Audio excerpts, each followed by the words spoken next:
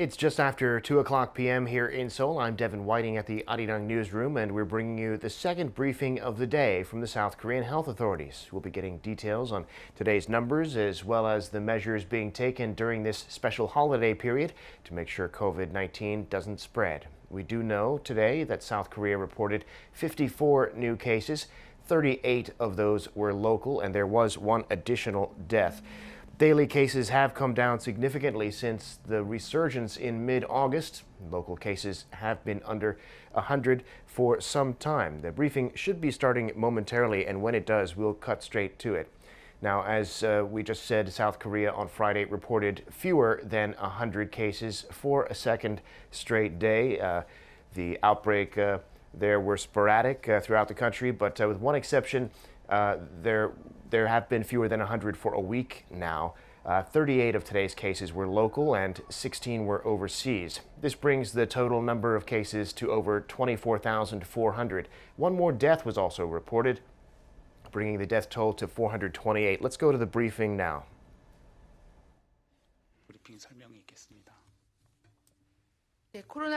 Let us now begin our regular briefing for COVID-19 response here in South Korea. As of October 9th, we have a total of 38 new local infections and 16 new imported cases. The total caseload now stands at 24,476.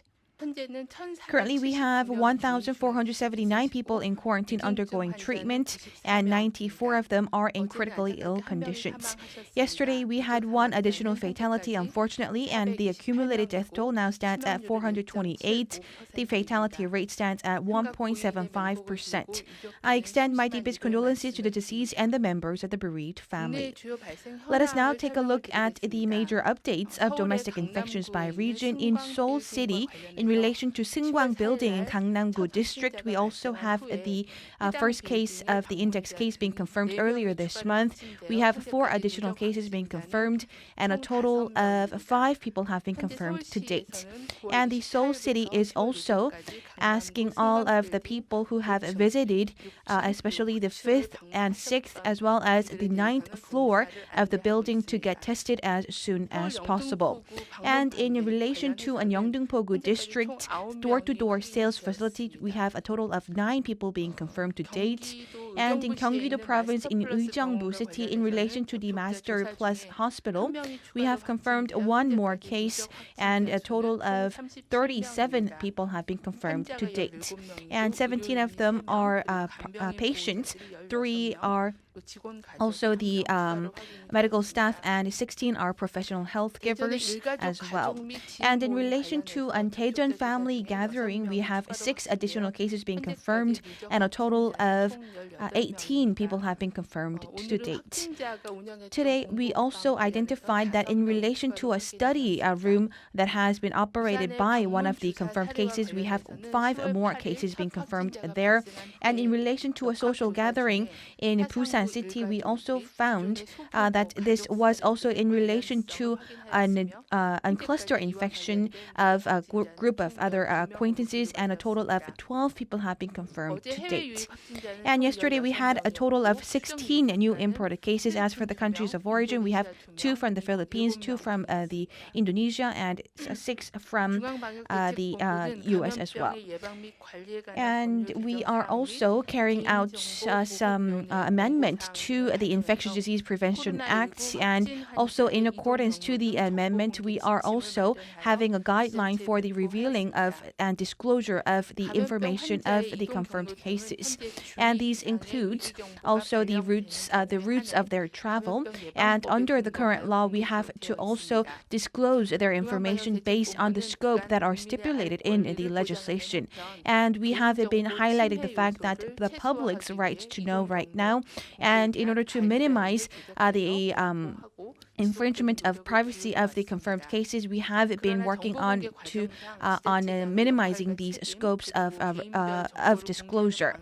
However, we have had some disputes, and also we have some issues raised, and therefore we would also like to carry out a continued amendment as well. And we are also advising that if the local governments are disclosing their information, we need to also also heighten the regulation and that protects their privacy as well.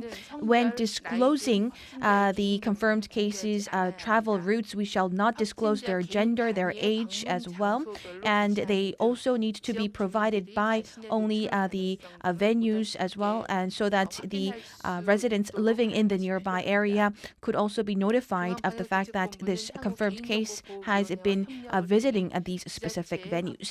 And we will also continue to work together with the local governments to also carry out and monitor and inspect how well they are being disclosed and how well they are being erased after a given time.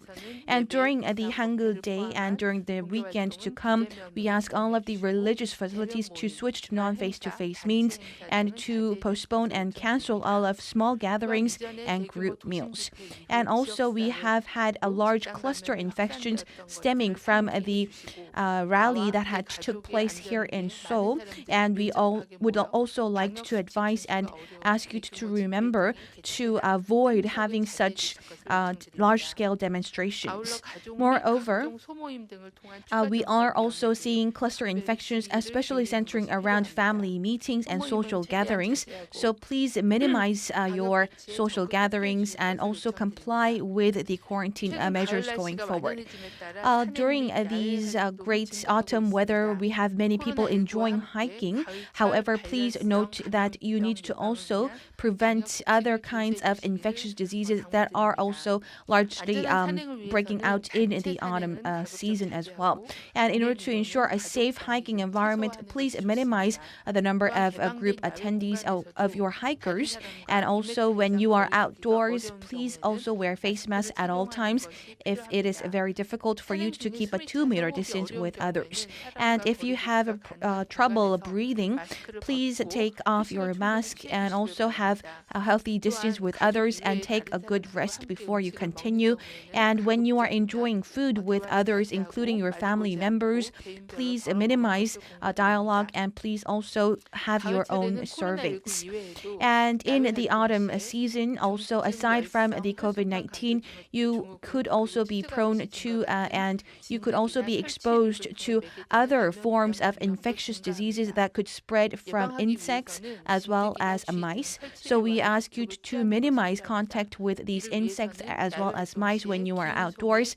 And it is advised for you to wear long sleeves shirts and long sleeves pants as well, and minimize skin contact as well. And when you return home, please take a shower after returning home.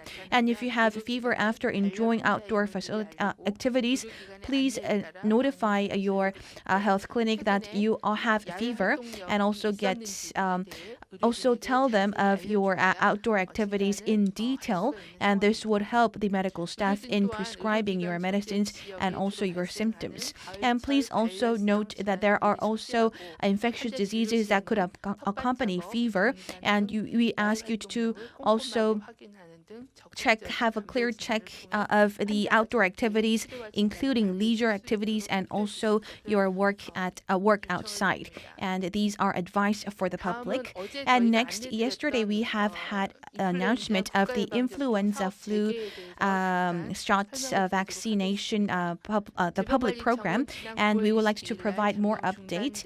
And we have put a temporary halt on the public immunization program. And after carrying out our detailed investigation, we will be resuming this facility starting from 13th of October. So under these new measures, mainly children and teenagers between the age group of 13 and 18 will also get their free vaccinations available starting from 13th. And as for the senior citizens, we also will resume our public immunization program starting from the 19th for people aged over 70 and also the 26th for those people aged over 62, and they will be provided until the end of this year. And in order to minimize congestion at the clinics, we have extended the period of time for the program. And as for the vaccines that have been put on hold, we have carried out a thorough inspection with the Ministry of Food and Drug Safety as well as experts, and we have identified and confirmed that there is no issue with the quality of the vaccines. However, as for the 480,000 vaccine doses that could have also been affected by these mishandling of the vaccines, we have discarded them all, and we will be completing our supply and distribution of the vaccine doses to the health clinics soon. And we have changed our company which is in charge of distribution, and we also have intensified our inspection. Especially we are carrying out government inspection for these delivery and distribution purposes, distribution process as well. And please utilize the website and portal website so that you could check the designated clinics, and please make reservations before you visit them in person. So once again, as for these mishandling of the vaccine doses, we apologize to the public, and especially for the health clinics and the senior citizens, we apologize to you once again. And in order to prevent the COVID-19, it is very important that you have to comply with the quarantine measures when you visit the health clinics. When you are going to them to get immunization and to get vaccinated, please wear your face mask, including the guardians as well. And when you are visiting the health clinic, please wash your hands and please disinfect your hands on a regular basis as well. And before you visit the hospitals, if you have symptoms like fever or respiratory symptoms, please notify this to the hospital and also postpone immunization. And also during and after the Chuseok holiday, we have seen many of the public participating in quarantine measures, including social distancing measures, and thus we are seeing not a spike in the number of confirmed cases. However, it is early for us to stay complacent because we have had many cluster infections stemming from these family cluster meetings as well as group meetings and social gatherings. We have had cluster infections involving 7 infections among family members, and also in Goyang City we have similar cases of family infection which is also spreading to other parts of the community. And we need to also note that these risk factors continue to exist through the Hangul Day as well as the weekend to come. So until the 11th of October, please note that we have the special quarantine period in place, and please wear your face mask, wash your hands, and keep healthy distance and refrain from visiting crowded and confined close contact environment. Thank you very much. And